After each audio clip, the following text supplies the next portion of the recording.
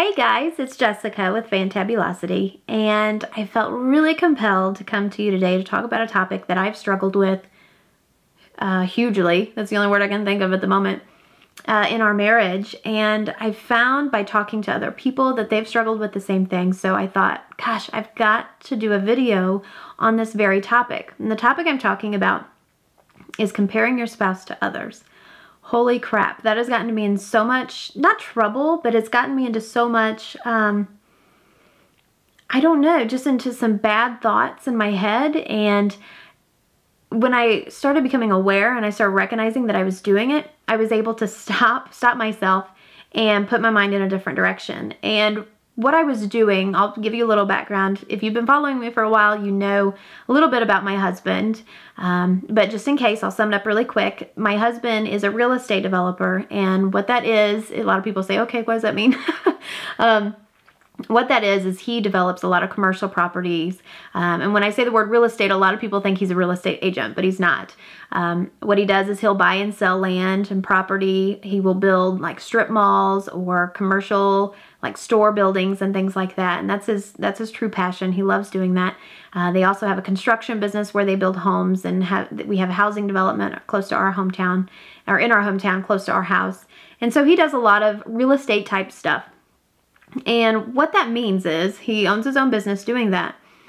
And what that means for me as his wife is that we don't get to clock out. He doesn't get to clock out at the end of the day.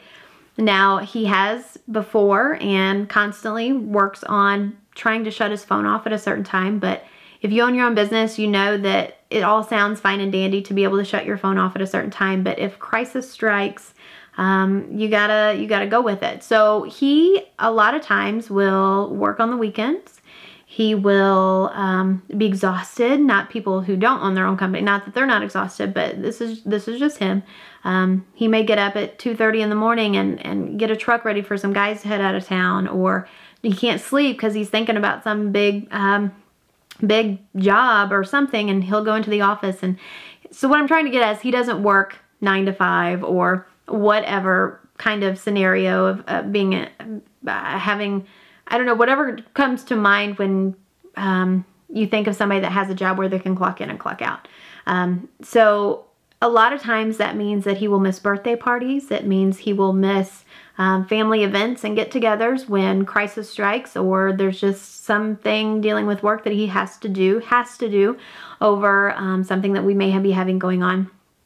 And as someone who grew up with parents who literally worked from 7:30 to 4:30 or 4 o'clock every day, Monday through Friday, and we all rode together every morning. I'd ride to school and they would ride to work together.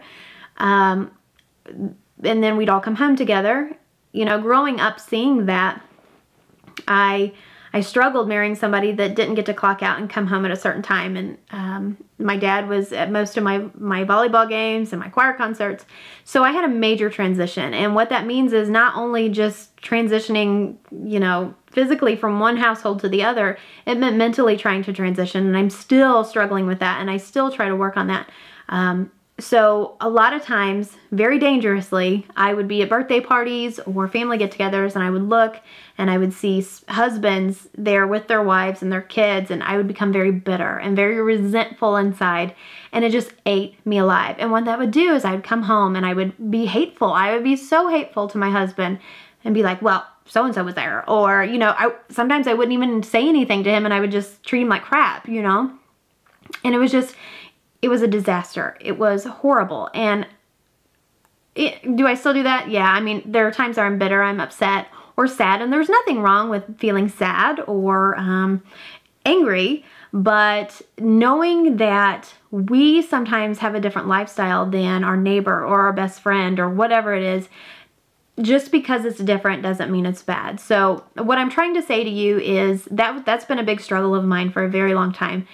And what I've come to realize is that although my husband may not be able to make every birthday party or every event of my kiddos or whatever it is, not to look at other men or other husbands that are in my life and go, man, I wish my husband was like that. Because you know what? I guarantee that husband's not perfect either. And there's something in his life that's keeping him from doing everything that his wife wants him to do. And when I try to relate that to an example, I think to myself, okay, well, although my husband owns his own company and he doesn't get to make every birthday party on a Saturday at 2 o'clock, or he had to miss that family function, you know, since he owns his own company, sometimes we can just go, you know what, you want to head out of town for a couple days, and we can just do that. He doesn't have to schedule out a vacation day. Or if if my son, and you know, a while back he was in the hospital and my husband didn't have to call out of work, or he didn't have to go to work because he didn't have any sick days left or anything like that. So there are definitely pros and cons to everything. And I just want to tell you that if you're struggling with something in your marriage where you're looking at your husband going, why can't you be like him? Oh, he does that. Why can't you do that? Think about the things that he does do for you, or that you're able to do with him, instead of looking at all the negative and the stuff that he doesn't get to do. Not saying it makes it easier, but it does at times help a lot with your the attitude in a marriage, and how you can kind of calm the storm down, what's going on inside here. So I hope that helps a little bit if you're struggling with something like that today. And just know that it's completely normal. Or maybe, I don't know, I say it's completely normal.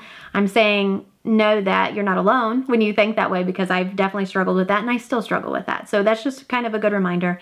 And I hope that helps somebody out there today. So in other words, I hope you guys are having a great day as well. And I'm sure I'll be back soon with some other little rant or tidbit that I have. So I'll see you guys soon. Bye.